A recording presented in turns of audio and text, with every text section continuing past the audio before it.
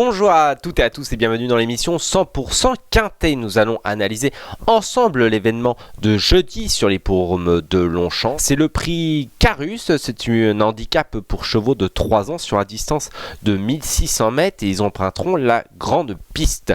Le pénétromètre affiche pour le moment un indice de 3,4, c'est-à-dire que le terrain est bon souple. Et c'est important pour faire son jeu. Avant de débuter, deux noms partants de dernière minute, le numéro 6 et le numéro 15. Ils ne seront donc plus que 14 à s'élancer dans ce Quintet Plus. On passe tout de suite au tableau des partants. Dans cette première partie de tableau se situent toutes nos bases tout simplement avec dans l'ordre du programme le numéro 2 Woff, un cheval bien né, le numéro 3 Vadalia, l'entraînement de Michael Delzang, le 4 Kaliska à surveiller de près, le 5 Romanozza également une base incontournable et on voit également le numéro 9 Madison Avenue.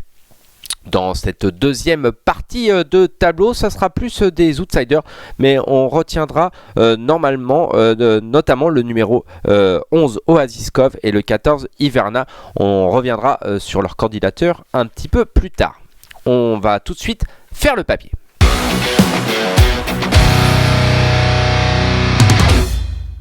Faire le papier, donc c'est-à-dire qu'on va détailler nos bases. Elles sont au nombre de 4 et on va tout de suite rentrer dans le vif du sujet avec le numéro 3 Vadalia. Elle n'est pas passé loin de remporter son Quintet Plus la dernière fois sur l'hippodrome de Dieppe, terminant 3e mais vraiment quasiment dans la même foulée que les deux premiers. Vu la forme des pensionnaires de Michael Delzang, je pense qu'elle peut confirmer et je la vois bien remporter cet événement.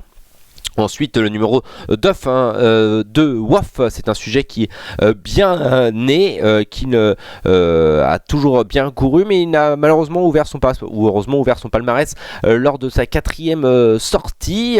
C'est un cheval qui, je trouve, est plutôt bien placé pour son premier handicap au niveau de la valeur. Et je pense qu'il a tout à fait les moyens de remporter un Quintet Plus dans les prochaines semaines, voire dès jeudi.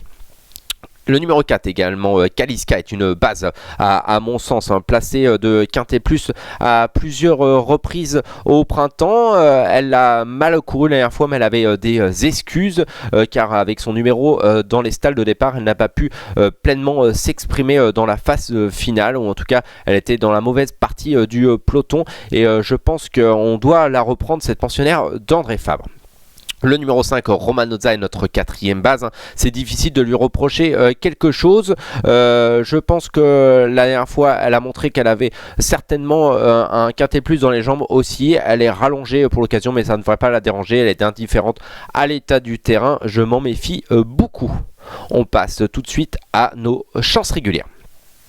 J'en ai retenu 4 chances régulières. Le numéro 12, Denia, qui va vraiment, je pense, s'acclimater parfaitement à cette piste de Longchamp. La dernière fois, c'était plutôt à reprendre. Sa dernière sortie montre qu'elle est, je pense, sur la bonne voie et je considère qu'elle peut se placer dans cette épreuve. Le numéro 10, Ale Barza, qui dans une seconde épreuve s'est très bien défendu la dernière fois. Je pense qu'il peut se placer. Le numéro 9, Madison Avenue, cette pensionnaire de Jean-Philippe Dubois, n'a pas beaucoup de marge à ce niveau, mais elle peut également se placer. Ça fait beaucoup de placer, je sais bien, mais c'est un handicap Quintet Plus et forcément c'est très ouvert. La 4e chance régulière, c'est l'As Warfront qui a plutôt bien couru la dernière fois, mais je pense que il n'a pas non plus une marge folle. Il est placé assez haut sur l'échelle des valeurs, mais vu qu'il est baissé, ça peut peut-être le faire. On passe à nos outsiders. Nos outsiders, il y en a 4 également. Le numéro 14, Iverna, qui n'a pas de marge, mais comme elle a été baissée au poids, ça peut peut-être lui donner un petit surplus pour pouvoir se mettre dans la bonne combinaison du Quintet Plus.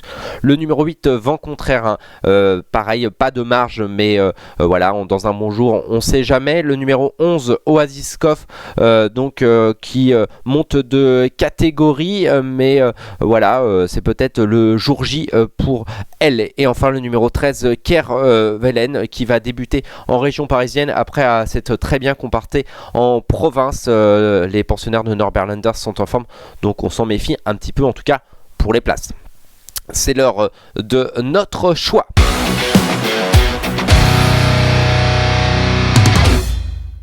Notre choix, donc j'ai placé en tête de ma sélection le numéro 3, Vadalien, qui devrait remporter son quintet plus très prochainement. Le numéro 2, Woff, également une bonne base. En tout cas, il fait toutes ses courses. On peut rien leur reprocher. Il va lui aussi remporter un quintet plus très prochainement. Le numéro 4, Kaliska, à reprendre après sa dernière sortie un petit peu mauvaise. Et le numéro 5, Romanozza, ensuite, qui fait toutes ses courses. Et donc 3, 2, 4, 5. Et j'ai rajouté pour notre choix le numéro 12, Denia, la forme des pensionnaires de Stéphane Vattel, surtout dans les handicaps. On passe tout de suite à notre conseil de jeu. Notre conseil de jeu, je l'ai placé dans la 3e épreuve du programme.